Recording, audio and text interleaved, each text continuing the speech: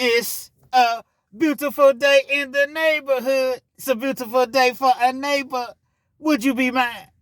Could you be mine? Yo, once again, it's on. Back at you one more again, Real Kens TV and the House Like Kitchen Sinks. Now, before I get into today's story, if you will, understand that I'm the self-proclaimed Mr. 30 Minutes or Better, meaning that anytime I drop a story, it's guaranteed to be 30 minutes or better. So if you're on your way to work, you're at work, you don't feel like being as we so often don't, you're on your way home from work, you need to laugh, you need to cry, perhaps you're trying to lay down and take a nap, or you're trying to go to sleep at night, depending on whatever time you're listening to or viewing this video, or you're just in the mood for a good old-fashioned true, keyword being true, penitentiary/life story/life experience, this is the channel for you. If you like your 8 to 12 to 15-minute videos, absolutely nothing wrong with that whatsoever. But at Real Kens TV, it's 30 minutes or better. So with all that being said, with all that being wrapped up into one big old a nutshell that is, there is a message. Before I get into the actual story today, y'all jump in the comment section. Let me know where you're chiming in from. I'm in Lexington, Kentucky, as usual. Let me know your city and state that you're rocking with Real Kens from, if that makes any sense to you. You know, oftentimes, in life we make these choices. And we make choices that we'll forever have to live with. Using myself as an example, 3-time loser, man. Been to the penitentiary 3 times. I done been behind the walls with the lions, tigers, gorillas, goons, hyenas, birds. And I done been in camps. I done been in jails. Nevertheless, I've been through the prison system, if you will, 3 separate times. Nothing to brag about. I don't get any stripes from that. I don't get any, nothing to brag about whatsoever. It's always messed up when you watching television, you watching, a show such as The First 48, and you see somebody on there that you know, especially when it's somebody was particularly close to you. I'm going to tell the story today about my little homie, man. My little homie, Trub. Trub was, I want to say, 6 years younger than me. Trub and I are from the same city, but being that he was 6 years younger than me, and at the time when I met him, my first time in the penitentiary. Take this thing all the way back to 2001. I ended up getting in a fight or whatever. I'm at Lee County, Lee Adjustment. Lee County's in Beattyville, Kentucky. It initially was a minimum security camp, but they built the fence with the barbed wire and they converted it over into a medium security. Not quite sure why I found myself at a medium security prison, but nevertheless, that's just where I was at. I get in a fight. They send me to the hole. In Kentucky, when you get in a fight, 15 days off top, you going to the hole. If the hole is full, then you might only do 3, 4, 5 days. But if the hole is not, to full capacity and they got room for you, you're doing 15 days for a fight. I'm in the hole. I get out. The day that I get out of the hole, it's probably about, 3 or 4 of us. We all get out the same day. We're sitting there waiting to get our stuff processed because you have to go all the way back through the whole process. R&D. R&D is where you go at. So where when you initially arrive, at the prison, they go through they take inventory of all of your property that you have. Go back to R&D, get your property. You got to make sure all of your stuff is there, is accounted for. A lot of times your stuff is missing when you get out of the hole. But nevertheless, I'm sitting in R&D. See, little young dude, man. This dude is young, man. They're like, he don't even look like he should even be in the prison system. He look like he should be at like a juvenile facility or something like that. Like, this dude just really, really looked young, man. He was actually lighter than me. Looked like he might be mixed. Probably about 5'8". Had golds in his mouth. Kind of looked like Trai Young. Y'all know who Trai Young is in the NBA. If you don't know, if you don't, not a big sports fan, just Google Trai Young or Bruno Mars or somebody like that. And I'm not saying that in a disrespectful form whatsoever. I'm just trying to paint a picture so you all will get a visual, be able to visualize what young Trub looked like. Young Trub was, I don't know, I guess I'm 25 at the time, so, he's probably about 19. My glasses are still broke, you all. I'm going to talk, but I'm going to, fix my glasses as I continue to talk. Ain't nobody cash out me, man. I ain't been able to buy no glasses, man. You know what I mean? Ain't nobody hit the $KENZ, KENZ 1000. $KENZ 1000. So, I got to rock with what I rock with. Respectfully. And so I'm looking at this young kid and I'm like, wow. So we leave R&D and then they ended up sending us to our dorm. We go to the same dorm. Well, at Lee Adjustment, when you initially arrive there, you have to go through, it's like a temporary dorm. So you're going to be in the dorm for maybe about 30 days before you go to your permanent dorm. Now, the permanent dorm may still be in the same building, meaning that, let's just say they say, okay, you're going to remain in this dorm. You just go upstairs. This temporary dorm was downstairs. Everything is open wing, meaning that there's no cells. There's cells in the prison, but this particular dorm is two-man cubicles, which is actually a good thing because typically it's 4 men in one cube, which is way too many. But these were two-man cubes. Had a bed on one side, bed on the other side. You had one big long desk. And if you had a television, you could put your TV, on one side and then your TV on the other side and, things of that nature. Some people already had televisions because they had already been to other institutions, or in our case, we were coming out of the hole, so we already had what we had. We sitting there and they're going through our property, we just sitting there waiting or whatever. And him and I, we get to talking. I'm like, what's up, man? He was like, what's up, man? And when he's talking to me, he even sounds young, but he was young. Keep in mind, he's probably like 19 years old. Might even been 18, but I want to say, for whatever reason, I want to say he was 19. We talked. Didn't really think too much about it. We were both from the same hometown, but it was a lot of people from Lexington at Lee Adjustment at that time. I was seeing from time to time on the yard. He would always be in that weight pile. I would be in that weight pile too, but like he was really, really dedicated to this weight pile, man. Like it was something that was like he was just, that's just what he loved to do. Like it was a passion of his to, work out.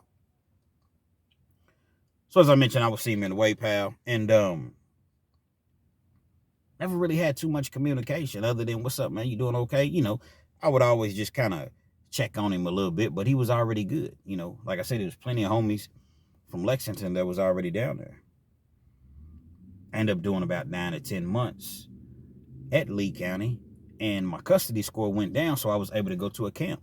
A camp is just basically a lower level prison door. There's no fence, whole lot less violence, whole lot less, it's still, prison. You're still locked up, but it's for people that have within 48 months of either going home or at least seeing the parole board. They end up sending me to Blackburn. Blackburn's right, it's my turf. It's right there, right here in Lexington, Kentucky. I'm literally about, 10 minutes from everything. Anybody wants to come and see me 10, 15 minutes away. Like I'm literally in my hometown. They send me to Blackburn. Trub comes down with me. His custody level had dropped just as well, so he's going to Blackburn as well. We're at Blackburn. We're in the same dorm or whatever. Again, we're not really talking like that. He's 19, I'm 25. 24, 25, somewhere right around in there. And so, as time went on, we kind of became cool. Actually, we didn't kind of become cool. We actually became cool. He had signed up for I forget the name of the class, but we was in the same class to be an electrician. And so he had signed up for the class. I signed up for the class when we was in the same class together. And a lot of the formulas, and I'm a pretty smart dude, but it was a lot of stuff that the book work that I understood a lot of it, but there were certain formulas that I didn't understand. And he would always help me out. He'd be like, nah, what you do is you take this and then you take XYZ, to the second power, and then you put it in parentheses, and then you multiply it by 4x, y, and you know what I'm saying? And these are the things that he would often help me to understand. Dude was very, very smart, very, very intelligent. I'm talking about every test that we took, man. This dude would have the highest score out of everybody in the whole class. It was probably about 20 of us in the class. That was just the bookwork part. And we'd have to go and, we'd have to wire some stuff up and make a light bulb just miraculously turn on. That was like just the actual on-the-job training, I guess in a sense, on-the-job training part of the class. As I mentioned, him and I, we got cool. We in class every day, 6 hours, 7 hours, every single day. He's still hitting that weight power. He's getting swole, man. He worked out with another partner of ours, Skeeter, man. Shout out to my dog, Skeeter, man. Skeeter was had a murder charge, man. Actually, it was a murder charge that got reduced back down to, got reduced down to manslaughter. Had a 15-year sentence. Him and Skeeter, man, they worked out all the time, man. Skeeter was a gorilla, man. They was about the same height. 5'8", 5'9", same complexion. Really the same build, but Skeeter, like, you ever seen somebody that just has just naturally cut up, just has great genes? Well, both of them just had great genes. Skeeter's father was a monster, so Skeeter was naturally a monster too. Now, Skeeter had been locked up way longer than us at this point, so he'd just been working out, man. And they were both from the east side, man. East side of Lexington projects. Well, and so the two of them would work out, and a couple times I went over. I said, man, try to work out with them a couple times, because I've been working out. I worked out with them a couple times. Really, it took one time, no more than two.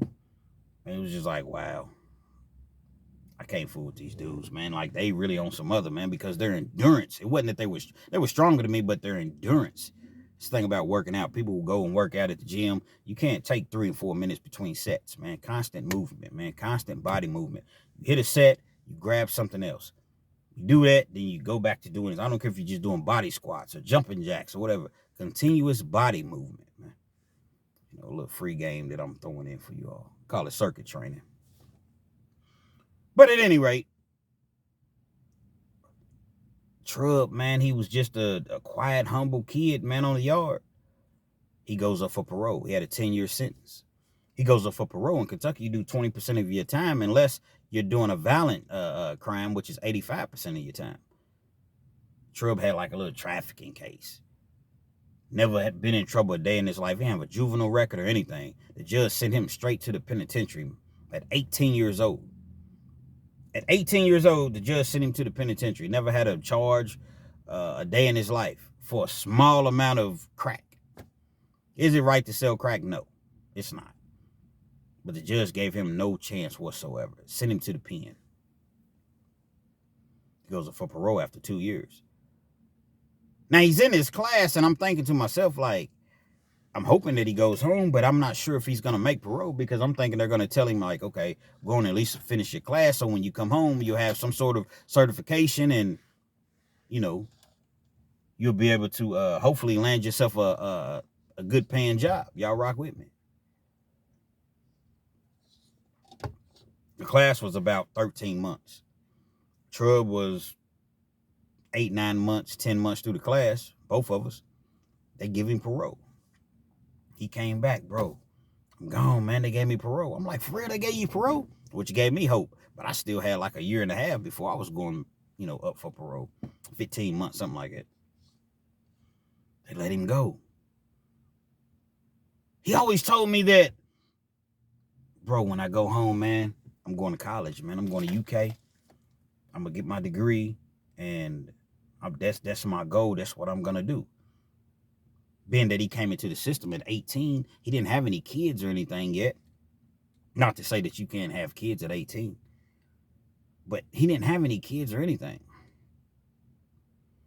People send him a little money, but he didn't have a lot. They might send him $30, $40 every week, every other week. So, he wasn't starving in jail, in prison, but he didn't really have a whole lot in comparison to a lot of other people.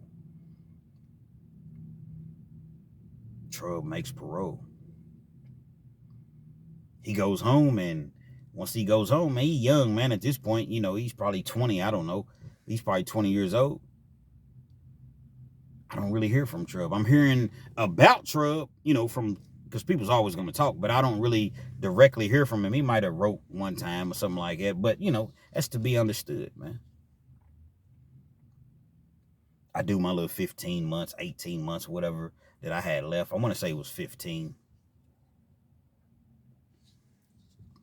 I go for parole. I complete the electrician class. I keep wanting to say electricity class, but I complete the class. So now I can go home. I can get my journeyman's license, and I can actually become an electrician if I want to, which wasn't going to happen. It just looked good on my resume. I was scared to death of electricity. I'm not even going to lie. End up coming home. I'm doing my thing. My partner got a job for me. Back then it was called Gold's Gym. They've changed the name so many times now. I don't know what it's called, but it was called Gold's Gym. My partner literally had a job lined up for me, selling gym memberships. Came home, I was doing fairly well, man. I ain't have to go to a halfway house or anything. I paroled to my mom's house. I came home, I had a car. I had a little bit of money, not much, but I probably had, because I was working on the inside, so I had a couple $1,000s, and then people, shot me a couple bets or whatever, gave me some money when I came home. Went shopping, got me some clothes. So just think about this. I landed on my feet. I got a job. I got a car. I got insurance at my job after 30 days. Everything is just, working out for me fine and dandy. I get home, I'm on the grind, man. I ain't doing nothing. I go out every once in a while, but I'm just straight working. I'm not hanging around people that's doing anything wrong. I'm just working. I'm single at the time. I met a young lady, which is not hard to do. Plus, I'm swole when I come home. I've been working out for 38 months straight. Or probably about 34 months. I did 38 months. 34 months I've been working out straight. I come home swole. I'm on point, man. You know what I mean? And I'm young, and I'm, and I was looking pretty good when I came home, to say the least. Y'all rock with me.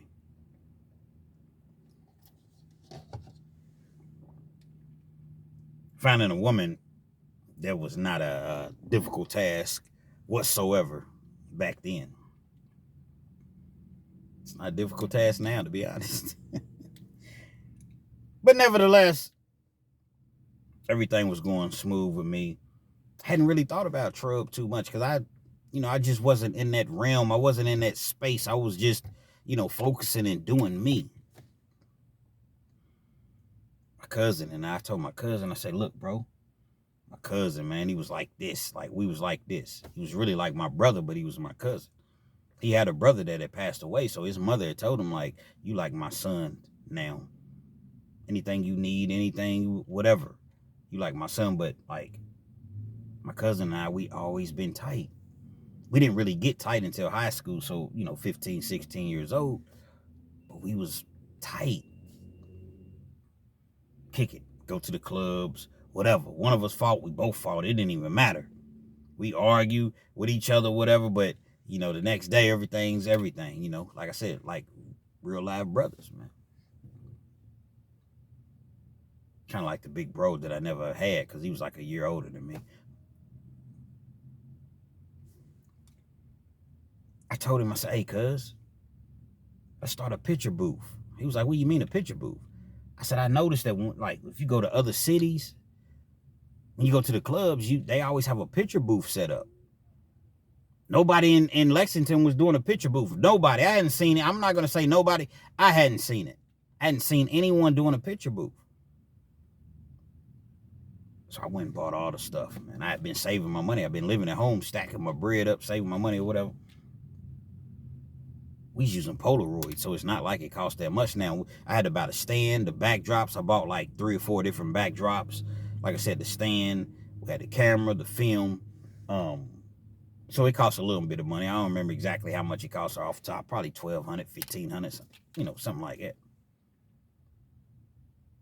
We started hollering at the clubs. Hey, listen, man, we got a picture booth. We got the lights. We had to buy the lighting and everything. I didn't even have the proper lights. I had the construction lights, the lights that you see like on the construction sites, like at night when you're driving down the road.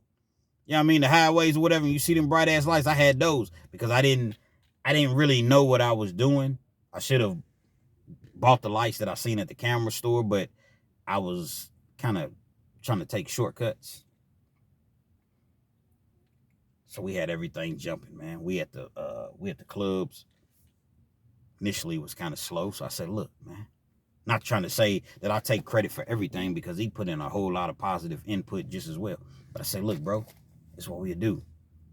Ain't nobody really taking no pictures right now. We're gonna grab about the first, 3-4 young ladies. Hey, y'all want a picture? Man, it's free. Lights is shining, the cameras is, the flashes is going off, and so people see and we had a bar stool like that we kept up on the stage because it was like a little stage. It was a small stage to where maybe about the size like when you step up one stair,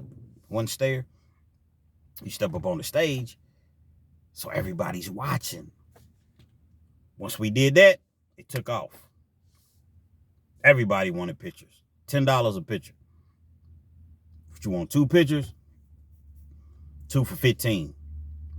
If you want 3 pictures, 3 for $20. Keep in mind, we using Polaroids. Polaroids are still kind of expensive then.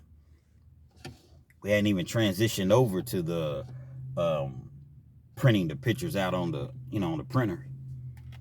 And they had that, but it was just so much easier to use Polaroids. Then we bought like the little things that you slide the pictures in. You see what I'm saying? Like the little holders or whatever. People, man, they was biting. You heard me? They buying them, man. We killing it. Every club, man. Every club I'm talking about, we might go to a club and we're going to do, I don't know, we might sell 150 pictures, 200 pictures. Average price, $8 once you break it down. Was barely costing us anything. The club wasn't really charging us to be in there. It was beneficial to them to have a picture person. Plus, we got free drinks. Actually, we didn't get free drinks. I just lied. We got like 50%, but we bring our own drinks. We bring our backpack in. We got our own drinks, so we ain't paying for nothing. Everything is everything. Everything is beautiful.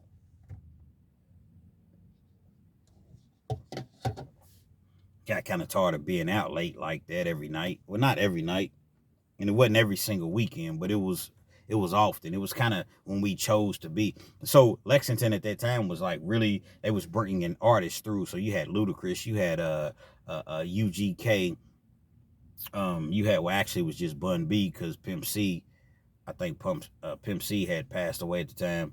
But you had BG, you had Boosie, you had like all of these rap artists that was coming through, and then they was doing like male reviews. Pause, double pause, triple pause. Yeah, we was there for the male reviews, but we couldn't see them where we were positioned at.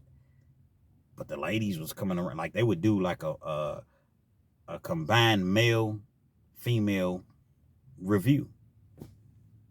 Oh, you want to take a picture with a stripper? Okay, it's $20, $25. We give them, $10, $15, or half or whatever. So it was always a way to come up and make money. And we was making money from this picture booth. Again, we were just kind of tired of being out there late at night like that. Your lady, man, she don't really want to. I didn't have a lady initially, but then I ended up getting one, and they get tired of you coming in at 3 or 4 o'clock in the morning, So we doing our thing or whatever. And one night we had I forget who was there that night. I forget who it was. But I see Trub. He comes up. He's looking, he got the J's on. I'm talking the kind, you know what I'm saying? He ain't just got the regular J's on. He got the throwback, the retros. You can just tell, like, he's getting his money. He's definitely getting his money. What's up, man? How you been doing, man? I hadn't seen Trub at this point. I've been home for probably 2 years. I ain't seen Trub at all. We talking. I like what you're doing, bro. I like what you're doing, man. Keep it up. You know what I'm saying? He gives me his number or whatever. We exchange numbers, but we never really communicate. A few weeks later, back at the same spot. It's another concert. We there. See Trub again. He's with his crew. He's with his, you know what I'm saying? He didn't really keep a big crew, but he had a couple, dudes around him or whatever. He's tatted up. He got the braids. You know what I'm saying? He got his braids, which he had them the first time, but he's looking, fresh to death. Hey, bro, I like your hustle, man. I need to holler at you, man. I want to invest, man. I'm like, that's what's up, man. Didn't think anything of it. He said, nah, man, I got a lot of money, man. I got all this bread, but I don't know what to do with it. I'm going to UK right now. I've been in school. At this point, I've been out over 2 years. He got out 15 months before me. Man, I'm in school, bro. I immediately got in school. I only got probably another year and a half, a year or so to graduate. But I want to take my money and put it into something, man, because I'm not trying to keep going back to penitentiary, man. And I believe in you. I believe in you, Keans. That's what's up, man. Once again, I didn't really think too much of it. Not to say that I was dismissing what he felt. It was just like, I'm not really one that wants to accept money from, an individual. Basically, he was telling me, I got this bread, let's put it into something. I had worked for this company called Rainsoft. And they sold the water softeners. Basically, water filtration systems.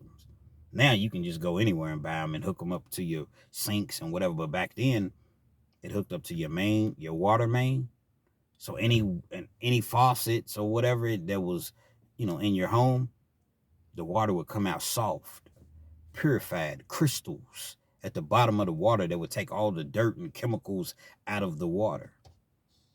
And people were buying these systems for $3,000 and $4,000 back then. I'm talking about people were really buying them, man.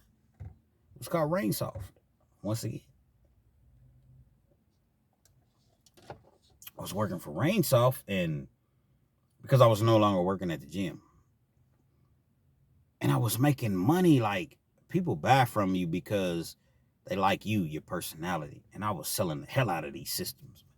Same way I did with the ADT systems, ADT alarm system. Anything I've ever sold, people always buy from me. I'm going to keep it real. I'm not going to lie to you. I'm not going to pressure you. I'm going to just tell you what it is. I'm going to tell you, okay, if you buy this, this is your benefits. If you don't buy it, then this is what it will be, if you don't buy it. I guess it would be your cons. Yeah, you got your pros, you got your cons. So this is the cons from not buying, not protecting yourself and your family and your, So nevertheless, I'm one of the top salesmen. I'm killing it. They went to a different system and they wanted to have us in a van all day long and drop us off in the neighborhood, and we have to sit out there for 5 or 6 hours. And then I wasn't with that. So that didn't end up working out. I wasn't with it. Was I bigger than the system? No, but I'm not trying to go to a neighborhood and just be dropped off, and then we supposed to get off at 9 o'clock because it's summertime. We supposed to get off at 9 o'clock, 8:45. But if somebody gets into a house at 8:43, we got to just sit in the van and wait for them to see if they close the deal. Man, fuck that, man. I'm out of here, man. That didn't work out. I start my own shit. I know enough about this. I start my own shit. We found a distribution company, a distributor. I had some money.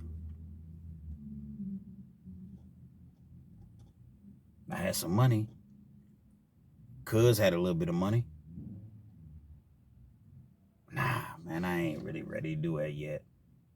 It takes money to start a business. Not to just start a business, but you have to maintain a business. If you ain't got enough money, I tell people all the time, when you want to start a business, and I'm not saying that everything that I say is factual. I'm just going off my personal experience. When you want to start a business, if you ain't got enough money to sustain them bills for at bare minimum for a year, That's basically what I'm saying is, if you don't make no money from your business, if you ain't got enough money to continue to pay people and continue your advertisement and your bills or whatever for the bare minimum of a year, don't do it, because you're not ready yet, man. You're not gonna just start a business and just because you spend all this money on advertisement, you just gonna immediately, no, you're not gonna just immediately succeed. Advertisement is one of them things to where it's programmed in your mind. That's why they have the radio. That's why they play the same songs over and over. See, you see something, you hear something over and over and over and over and over again, and then eventually it's like, okay, well, it's time for me to go get a car. Excuse me. Or it's time for me to, go buy this or go buy that. Well, dang, this commercial that I've heard in my head over and over and over is programming in my mind, so I'm gonna go here. That's what advertisement is. I didn't understand that at the time. I was just thinking, man, you spend, $5,000, man, people just gonna come. No, it don't. It doesn't work that way. At least in my experience.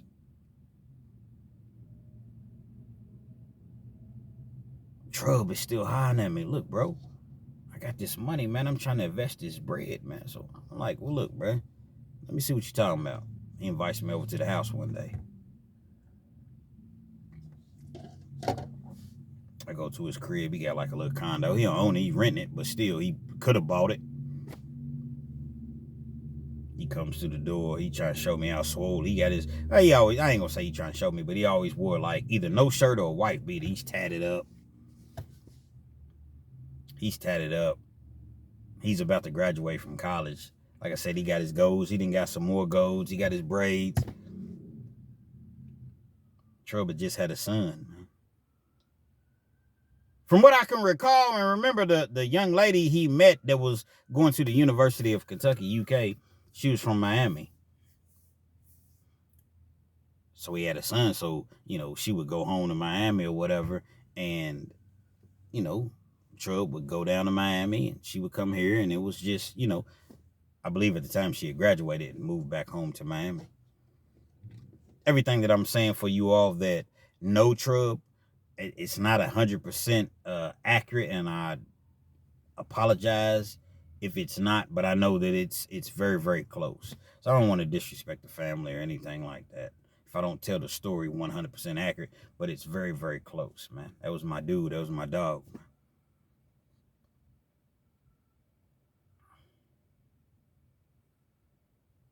Trub's getting his money.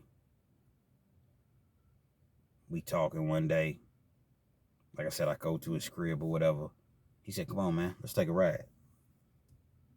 Never will forget, he had a white Chrysler 300. That's when the Chrysler 300s was jumping. Get inside, he got the leather seat. So we inside and he's looking around and he ain't saying exactly what he's looking for, but you can clearly see that he's looking around or whatever. Then he reaches on the seat. Oh, here it is. He pulls that thing out, that Glock. He wanted to show me he had that Glock.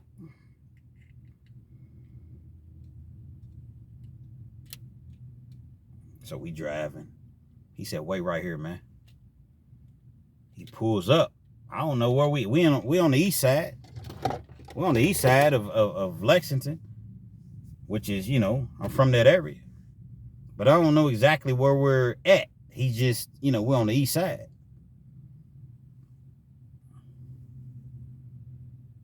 He gets out of the car. He comes back probably about 10, 15 minutes later. When he comes back about 10, 15 minutes later, he gets back in the car. You know how once you get in the car, you got to get settled, you know what I'm saying, get whatever. He starts the car, whatever, we get ready to pull off. He tosses something up in the air. Of course, somebody toss something at you, catch it. I look at it, it's a roll of money. It's balled up, like in a rubber band. It's balled up. It's in a rubber band. I know it's thick, but I don't know how much it is. Let's make this shit happen, bro. Say less. Let's make it happen. Takes me back to the crib. I get in my car or whatever. I said, I'm gonna hit you with the details or whatever. I had already hit him with the details. I had already showed him about the water systems, how much it was gonna cost, how much everything, the building and everything. We was gonna get a building. We're gonna do it right.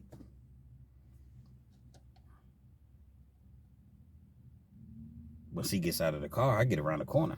See how much money it is. I count the money. 15,000. Damn. I keep in mind it's early 2000s. It's 15 bands. I already got a little money. My cousin got some money that's, he's waiting on. Oh, we about to set this thing off. You heard me? We about to do it. I set the whole thing up. I got the LLC. I got the tax ID number. I got the, everything's in motion. I got the office. I got just everything that we would need to be like a professional business. T-shirt, advertisement, got the business cards, got the computers in the office. I got what we would basically do is we had like these test kits. So we would go to every person's house. Now, I would recommend nobody do this, but we was putting it like the test kits on people's mailboxes. You can't do that. You can't mess with people's mailboxes. Even if it is just a flyer, that's a federal crime. You cannot do that. A lot of our test kits ended up being removed by the postal workers, and the customers never seen them. Now, the test kits, basically, you take a sample of your water, put it, it's like little small jugs, and you fill out like a little survey. And it was a bag that we put them in, like a little plastic bag or whatever. And you put everything in the bag and you hang it back on your door on the mailbox or whatever. Well, we quickly found out that you couldn't do that, and we lost a lot of money initially. So we had to start putting it on people's houses. Well, that was still a problem because a lot of people would go through their garage opposed to going through the front door. So we had to figure out a way to allow the people to know. They would fill up the water jugs or whatever, the little small water jugs or whatever, and we hit them up and let them know, hey, this is the chemicals in your water. If you have kids, they're drinking dirty water, you're bathing in dirty water, whatever. So can we come over and give you a free demonstration, basically? People would agree to it. We go over, we show them, with the test kit that we have, and we put the chemicals in the water or whatever. So they was be like, wow, this is what my kid is drinking. This is, scare the hell out of them, basically. But it was true. So we were selling units, but we weren't really selling units like that because the work wasn't being put in like that. Put in work, but we wasn't really putting the work in the way that the work needed to be put in. Y'all rock with me. Now, when I say we, Troy was more so just the private investor. He wasn't day-to-day operations or whatever. That was on my cousin and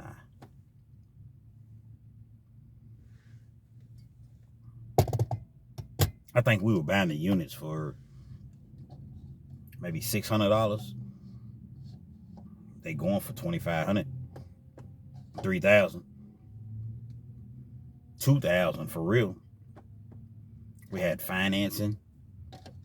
Oh yeah, the finance company, they're gonna charge you, at the time 23%, but we had financing, 90 days, same as cash.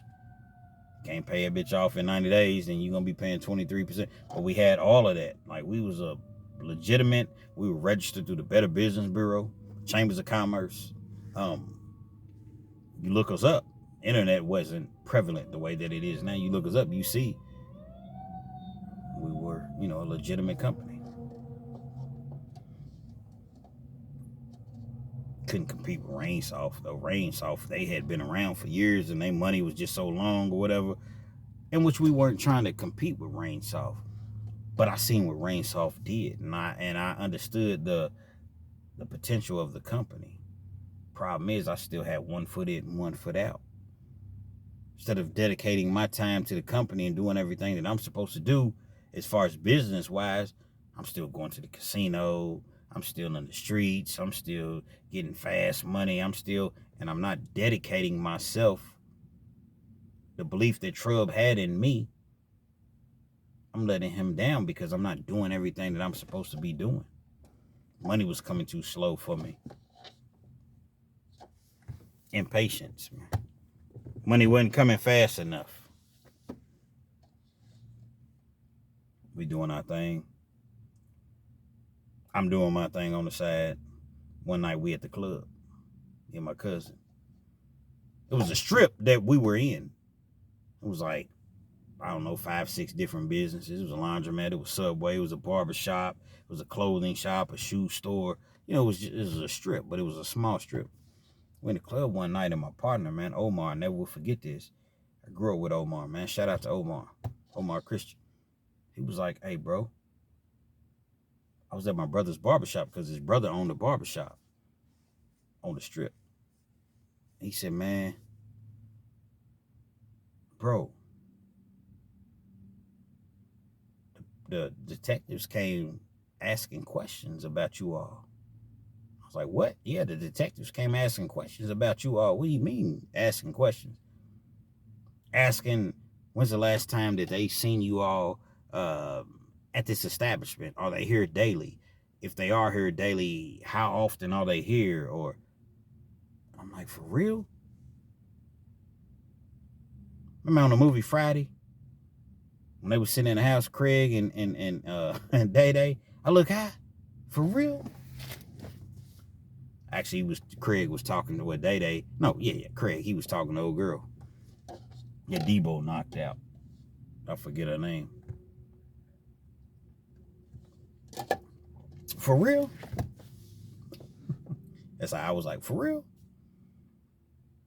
We had 2 nice ones lined up at night. I'm 2 fine ones we supposed to kick it with. I tell Cuz, he the big Cuz, but I'm the brains. I said, hey, Cuz, we got to go. And I tell him what Omar said. We got to go get everything out of this office as far as the computers, all of that shit. Cuz, we got to go right now. Yeah, right now, nigga. We leave the club, go to the office. And I'm going to tell you what's so crazy. We get to the office, we taking the computers. All we trying to just remove is the electronic devices. Got about 3 or 4 computers in the, we had a nice startup amount. So we got about 3 or 4 computers. We taking the computers out. The 2 females that we supposed to hook up, man, they showed up. We like, how in the hell would they? So they looking at us like, what are y'all doing? Y'all, you know what I mean? So we take the stuff out or whatever. We end up kicking it with them that night, but we get all the stuff out of the office. I'm knowing they own to us at this point. See, my cousin and I, we were doing dirt on the flip side. I know y'all wonder, well, why would they be looking for you? Because we were doing the counterfeiting thing on the other side. Had nothing to do with the business, but we were still getting our money in the streets, counterfeiting or whatever, selling counterfeit. They was on to us. Somebody had dropped a dime, which typically is gonna happen. That's just what happens. Police is on to us. We still running the business, but hell, who wants to be at the office knowing that the police could pull up at any given time? Technology, once again, wasn't the way that it is now. It's early 2000s. Police end up catching up with me. I'm in jail. They take me to jail. Bond is astronomical. I can't get out on bond at this point. A bond is like $37,000. Full cash. And there's no 10% to $3,700. Bail bondsman, none of that. It's $37,000. Hit me with an organized crime charge. Organized crime is 5 or more people basically doing crime on a continuous basis. 20 to life is what it carries.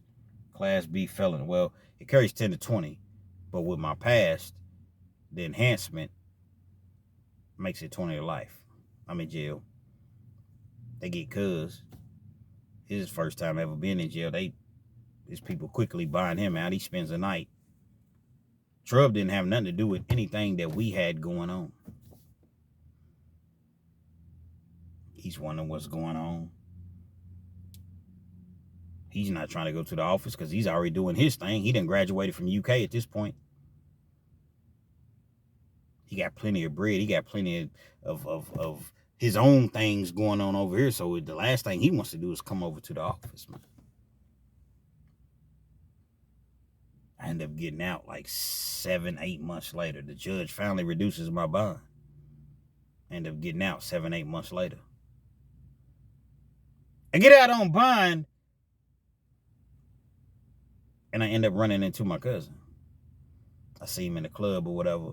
At this point, he done told on me. He done already flipped the script and told the people or whatever. I said, damn, bro, you told on me like that? Nah, man, I was just saying that just to get out of jail. Man, I'm never going to testify against you. You my family. You my blood. I'm just saying, dog, I'm not going to get on them stands and testify against you. This was in 2000 and... I want to say 2007? 2006.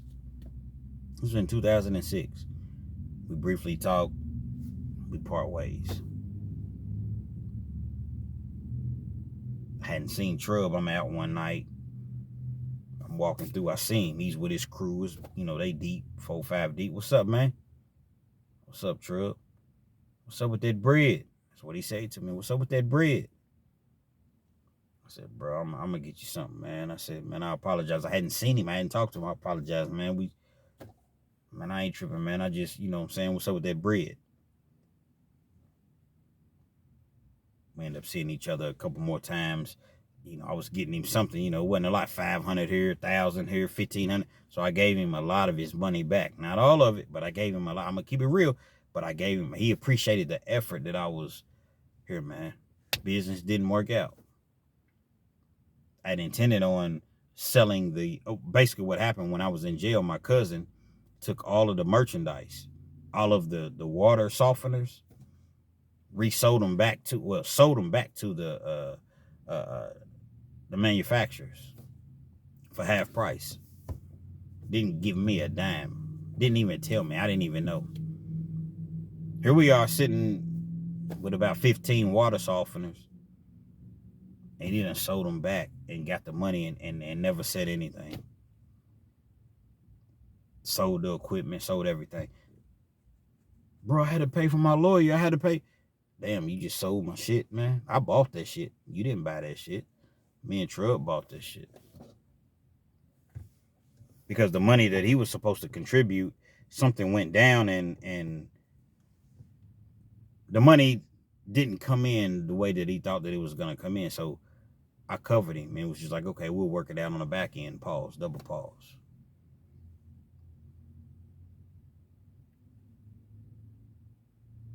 Bad situation, man. I'm out on bond. I stay out on bond about 6 months. My case is resolved. End up having to cop out to 13 years, man.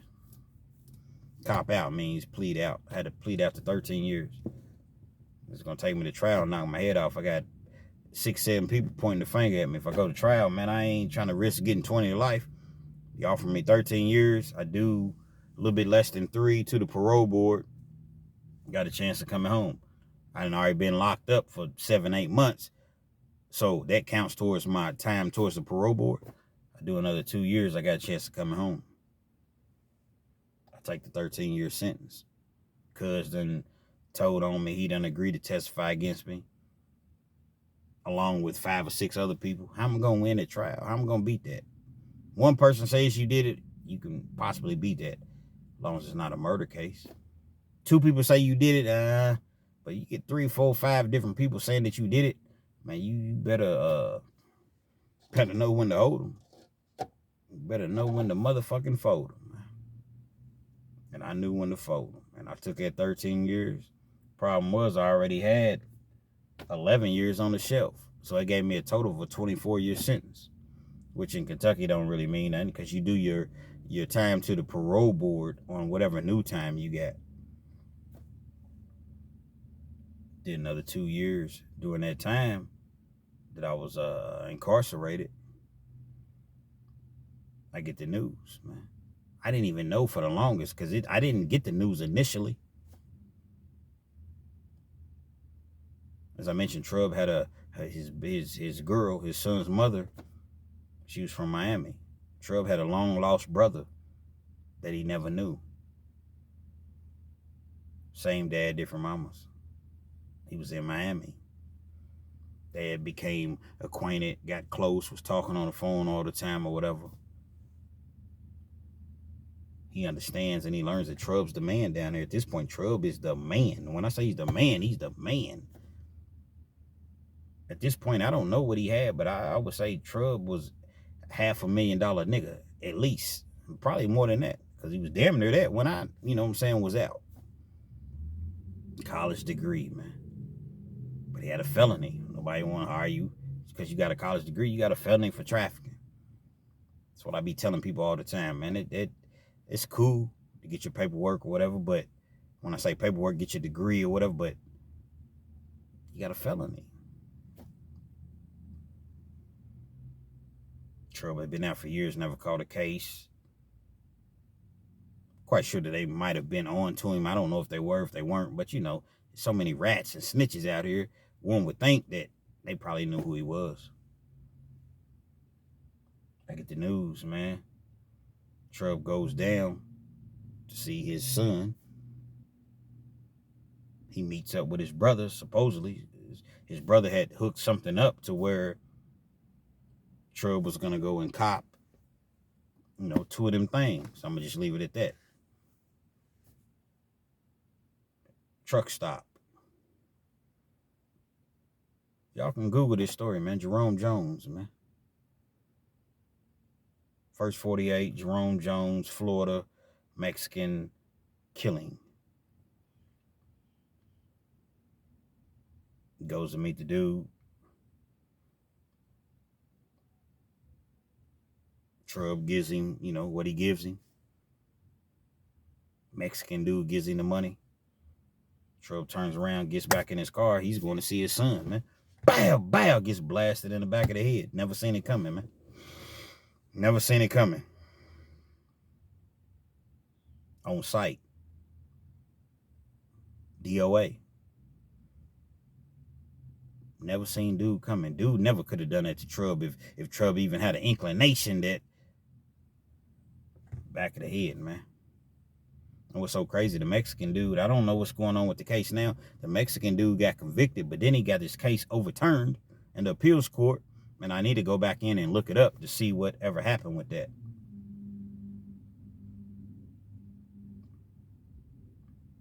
Another kid without a father, man.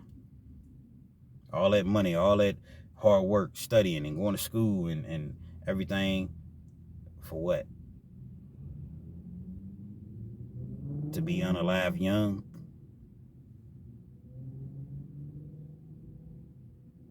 Trub really wasn't no flash. I mean, he was flashy. He liked his money. But he wasn't really one of them dudes that had 15 different women and like he would help you. He gonna help you before he tries to shit on you with his money. Dude was a legitimate good dude, man. Legitimate good dude. Back of the head, man. Once again, never seen it coming. You youngsters is out there and you all think that it's all sweet and you think that you can do this forever and you think that this is a prime example. The wheel will never be reinvented. Everything that's happened before, I don't care if it's 500 years previous, will continue to happen now. Is continuing to happen now. And it'll continue to happen in the future. Stay out in them streets, stay in school, get your education, get you a trade, go to barber school if you don't like school. If you play sports, stay in sports. If you play instruments, if you rap, don't just be a rapper. Learn how to write, learn how to produce, learn the business. Do something, man, to educate your mind because these streets, penitentiary, the grave, period. You can think that you're going to beat the odds all you want. It's penitentiary or the grave, man. And that's what you have to look forward to. Rest in peace to Trub, his family, and just an unfortunate situation because dude was so smart, giving, loving, just a good, great young dude, man. That ended up, at the end of the day, just being another statistic, man. Real Kens TV. Hopefully you liked the video. Feel free to comment, definitely share, subscribe to the channel if you're not already subscribed. Be sure to hit that post notification. So anytime I bring you this action and this heat, guess what? You're amongst the first to receive.